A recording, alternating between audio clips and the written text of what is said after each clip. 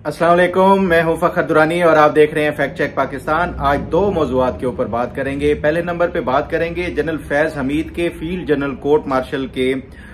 दो प्रोसेस मुकम्मल हो चुके हैं। अब अगला प्रोसेस जो है वो जिरा का है और बहुत जल्द चंद हफ्तों में जनरल फैज हमीद के खिलाफ फैसला मुतवक्के है। फैसले के हवाले से बात करेंगे और उसके साथ साथ आपके साथ ये भी खबर शेयर करूंगा कि इमरान खान की भी मिलिट्री कोर्ट में उनका ट्रायल किया जाएगा। इस पे तफसीलन गुफ्तगू करेंगे। और दूसरे नंबर पे हम बात करेंगे, इमरान खान ने हाल ही में इस्लामाबाद हाई कोर्ट को एक गलत बयान हल्फी जमा कराया है। एनसीए स्कैंडल 190 मिलियन पाउंड का है। इसमें उन्होंने क्या गलत बयानी की है और साथ साथ ये कि जो एहतसाब अदालत में इमरान खान का ये केस है एनसीए स्कैंडल वाला, इसका फैसला कब तक मुतवक्के है और क्या फैसला मुतवक्के है, इस पे भी तफसीलन गुफ्तगू करेंगे। सबसे पहले हम बात कर लेते हैं जनरल फैज हमीद के फील्ड जनरल कोर्ट मार्शल के हवाले से। मैं कंटिन्यूसली पिछले एक हफ्ते से, जिस दिन से जनरल फैज हमीद गिरफ्तार हुए, आपके साथ इंफॉर्मेशन शेयर कर रहा हूं। अब जो मेरी इतलात हैं उसके मुताबिक जनरल फैज हमीद के ये जो फील्ड जनरल कोर्ट मार्शल का दो प्रोसेस मुकम्मल हो चुके हैं। पहले स्टेज पे जो है इंक्वायरी, ये एक कोर्ट मार्शल का बाकायदा एक लाजमी हिस्सा होता है। ये इंक्वायरी कंप्लीट हो गई, उसके बाद ही इनकी अरेस्ट सामने आई।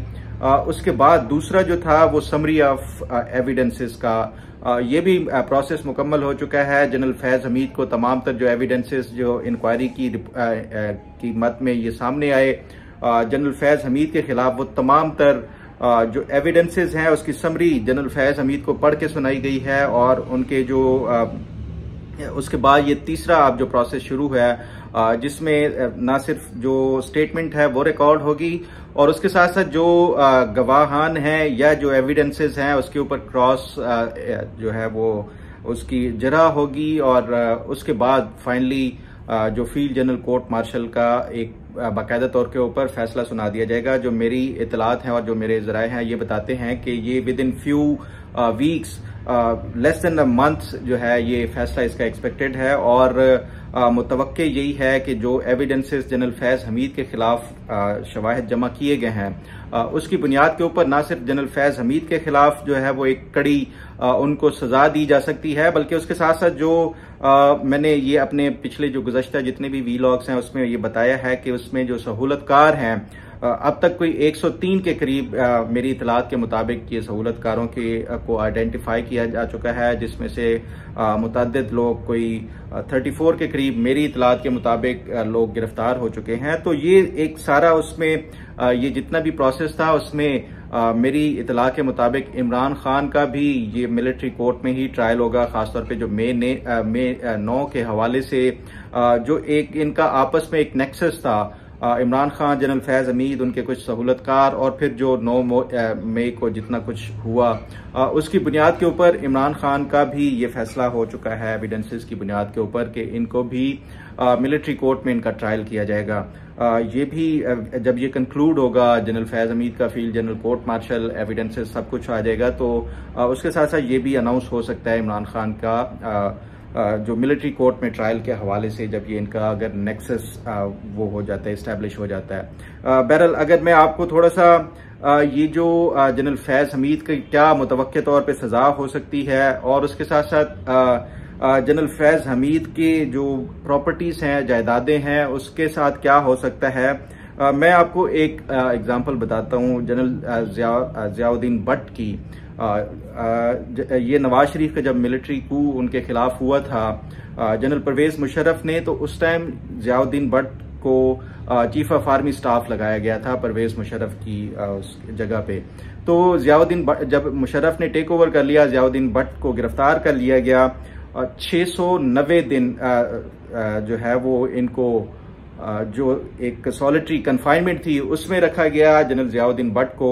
और इस हवाले से मैंने अपने तौर पे बहुत कोशिश की कि जो ऐवान सदर है या वजीर आजम हाउस है या वजारत दिफा है उससे कि उनकी रिटायरमेंट के हवाले से जो एक हुक्मनामा था वो हासिल कर सकूं, लेकिन कहीं भी उनका जो रिटायरमेंट का हुक्मनामा है कहीं से भी अवेलेबल नहीं है। पाकिस्तान के किसी भी रिकॉर्ड में जनरल ज़ियाउद्दीन भट्ट को रिटायर नहीं किया गया। एक सिंपल जो है, फिर इस हवाले से मैंने मुख्तलिफ लोगों से बात की, तो मेरे ये जराए बताते हैं कि एक सिंपल नोट के जरिए जो एक मेजर थे आर्मी के, जो कि इनको सुपरवाइज कर रहे थे ओवरऑल जनरल जियाउद्दीन भट्ट के केस को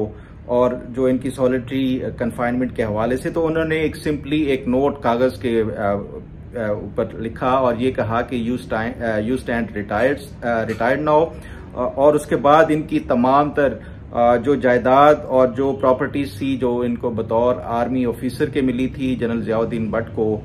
वो तमाम तर जो है वो कॉन्फिस्केट कर ली गई। इनके बच्चों की, इनके बाकी जो फैमिली की प्रॉपर्टीज और ये सारा कुछ कॉन्फिस्केट कर दिया गया जनरल जियाउद्दीन भट्ट का। तो ये क्योंकि उसको भी यही कंसीडर किया गया था, उन्होंने बगावत की है, जो आर्मी की कमांड थी, आर्मी चीफ लग गए, तो उसकी बुनियाद के ऊपर इनको जो है ये सख्त से सख्त तरीन सजा दी गई थी। अगर ये कंपैरिजन किया जाए जनरल फैज हमीद का, उससे भी बड़ी जो है, क्योंकि उसको एटलीस्ट ये था कि एक मुंतखब वजीर आजम ने जो है वो अपॉइंट किया था चीफ ऑफ आर्मी स्टाफ, लेकिन उसके बावजूद भी आर्मी की कमांड अगर ये समझती थी कि उसने बगावत की है, तो ये जनरल फैज हमीद का जो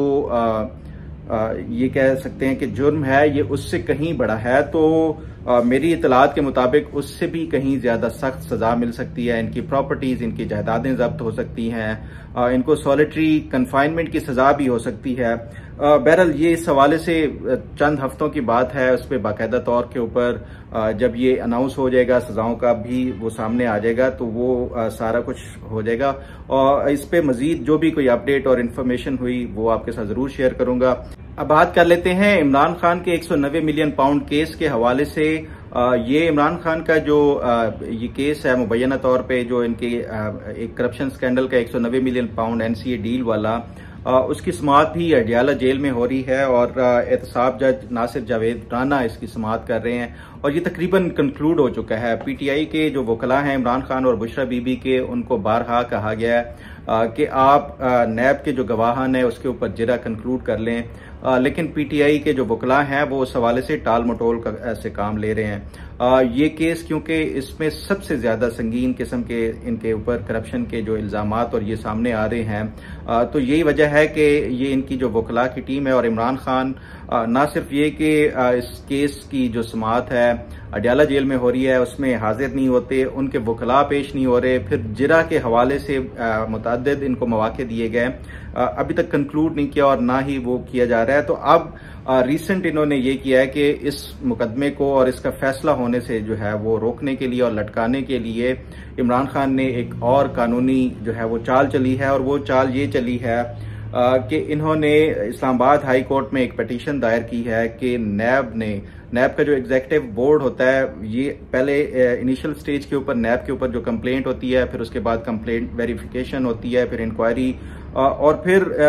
जो है वो नैब एग्जीक्यूटिव बोर्ड उसकी बाकायदा तौर के ऊपर अप्रूवल देता है, जिसके बाद ये पूरी एक तहकीकात और ये सारा कुछ होता है। तो ये जो 190 मिलियन पाउंड केस था, इमरान खान ने ये दरखास्त दी है कि नैब के एग्जीक्यूटिव बोर्ड ने कोई फरवरी 2020 में ये केस बंद करने के अहकाम जारी किए थे और ये जो अहकाम थे उन्होंने तमाम नैब के डायरेक्टोरेट, चाहे वो केपी में है, सिंध में है, बलूचिस्तान में है या बाकी जो उसके डायरेक्टोरेट्स हैं, उन सबको भेज दिया था कि ये जो नैब के एग्जीक्यूटिव बोर्ड ने ये बंद कर दिया इंक्वायरी, इसलिए अब इसका जो केस है ये नहीं खोला जा सकता। तो इमरान खान ने इसी को बुनियाद बना के इस्लामाबाद हाई कोर्ट में ये एक पिटीशन फाइल की है कि ये नैब ऑलरेडी इसको क्लोज कर चुका था इस केस को,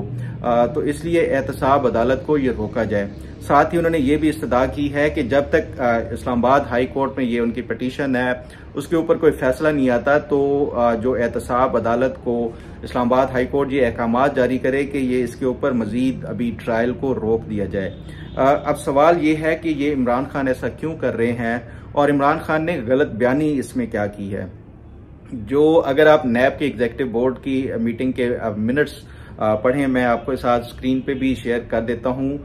तो उसके मुताबिक जो नैब ने एग्जीक्यूटिव बोर्ड मीटिंग थी, जो उनको इन्होंने एक डीजी ने ब्रीफ किया था वो था जो पैसों की ट्रांजैक्शन 190 मिलियन पाउंड यूके की तरफ से ये जितनी ब्रीफिंग दी गई कि 190 मिलियन पाउंड वो सुप्रीम कोर्ट में भेजे जाएंगे, उसमें से कोई 50 मिलियन के करीब पाउंड जो थे वो वन हाइड पार्क प्रॉपर्टी थी जो मलिक रियाज की, वो बेचनी है, उसके बाद ही इनके पास आनी थी। तो ये तमाम तर मामलात और उसमें कि ये सुप्रीम कोर्ट के क्योंकि अकाउंट में जाने हैं तो इसलिए इस केस को जो या इंक्वायरी थी इसको बंद किया जाता है। ये टोटल उस टाइम जो नैब के एग्जीक्यूटिव बोर्ड ने वो थी। जबकि अब का ये जो केस है वो टोटली इसलिए डिफरेंट है कि वो नैब के सामने उस टाइम जो मामला था वो सिर्फ पैसों के ट्रांसफर के हवाले से था कि 190 मिलियन पाउंड वहां से ट्रांसफर होके यहाँ पे हुकूमत पाकिस्तान के अकाउंट में आने चाहिए या सुप्रीम कोर्ट के अकाउंट में आने चाहिए, उस हवाले से था। जबकि जो इमरान खान की मुबैना तौर पे किक बैक्स थी या रिश्वत जो इन्होंने ली 458 कनाल जमीन की सूरत में, और जो हंड्रेड्स ऑफ मिलियंस जो थे उन्होंने नकदी मलिक रियाज से लिए,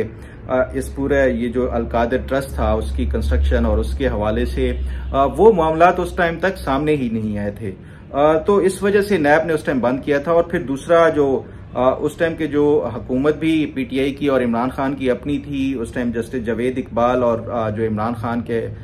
जो थे मामलात और ये सारा कुछ सबके सामने है। तो उस बुनियाद के ऊपर नैब ने जस्ट एक पहलू के ऊपर वो किया था और उसी पहलू के ऊपर को मद्देनजर रखते हुए ही नैब ने ये फैसला किया था कि ये इंक्वायरी बंद की जाए। जबकि ये उनके मुबैना तौर पे किकबैक्स या जो जिसको आप रिश्वत कह सकते हैं, ये मामला बाद में जब इमरान खान हुकूमत से चले गए, ये सारा उनके सामने जो अलकादिर यूनिवर्सिटी वाला और फिर मलिक रियाज की तरफ से 458 कनाल जमीन देने वाला, ये मामला बाद में आए। इमरान खान सिर्फ एक पहलू को बुनियाद बनाते हुए जो असल उनका कॉन्फ्लिक्ट ऑफ इंटरेस्ट जो उनकी किकबैक्स ये सामने आई उसको कंसील करते हुए इस्लामाबाद हाई कोर्ट में अपने खिलाफ ये जो मुकदमा है उसमें जो है मजीद ताखीर कराने के लिए ये सारे हरबे इस्तेमाल कर रहे हैं और गलत बयानी कर रहे हैं इमरान खान जो इस्लामाबाद हाई कोर्ट को कि नैब ने ये बंद कर दिया था। हालांकि नैब के सामने उस टाइम जो इनकी मुबैना जो करप्शन थी या किकबैक्स थी वो सामने ही नहीं थी। तो ये इमरान खान के जो ये इस्लामाबाद हाई कोर्ट भी उम्मीद है कि ये जो प्रोसिक्यूशन है या नैब की तरफ से जो वकील होंगे वो जो लेटेस्ट अपडेट हैं, ना सिर्फ ये कि जो इमरान खान ने जमीन की सूरत में उनसे फेवर्स ली या जो नकदी रकूम की सूरत में फेवर्स ली, वो भी इस्लामाबाद हाई कोर्ट को इस हवाले से बताएंगे कि नैब का जो बंद करने का इंक्वायरी का फैसला था वो उस सूरत में था कि पैसे ट्रांसफर हुकूमत की अकाउंट में जाने चाहिए या फिर सुप्रीम कोर्ट ऑफ पाकिस्तान के अकाउंट में जाने चाहिए थे। ये इशू सेटल हुआ था। ये सेटल नहीं हुआ था कि इमरान खान को उसके इवज जो किकबैक्स दी गई हैं वो भी उनको वो जो है वो सेटल किया जाए। तो ये जो एक्सपेक्टेड यही है कि कल इस्लामाबाद हाई कोर्ट में जो 2 रुकनी बेंच है वो समाअत करेगा। उसमें जस्टिस मियां गुल हसन औरंगजेब और उसके साथ जस्टिस बाबर सतार इसकी समाअत करेंगे। तो वो इस पहलू को भी मद्देनजर रखेंगे और जो एहतसाब अदालत है वो उसको अपने जो ट्रायल है उसको कंटिन्यू रखने से नहीं रोकेंगे। और ये जो फैसला है क्योंकि इस पे समाअत तकरीबन कंक्लूड हो चुकी है और एक्सपेक्ट यही किया जा रहा है कि ये अगर कल इस्लामाबाद हाई कोर्ट इसके ऊपर कोई स्टे ऑर्डर नहीं दे देता, जो कि बनता भी नहीं है क्योंकि इमरान खान ने जो है वो मिसलीड किया है इस्लामाबाद हाई कोर्ट को, तो ये फिर एक्सपेक्टेड यही है कि जो अगला हफ्ता है उसमें इमरान खान का 190 मिलियन पाउंड में भी कोई फैसला मुतवक्के है और उसके ऊपर इनको जो है वो सजा हो सकती है। इस पे मजीद जो डेवलपमेंट अपडेट और पेशरफ्त होगी वो भी आपके साथ जरूर शेयर करूंगा। उम्मीद है आपको आज का प्रोग्राम भी पसंद आएगा। अल्लाह ताला आपका हामी नासिर हो। अल्लाह हाफिज।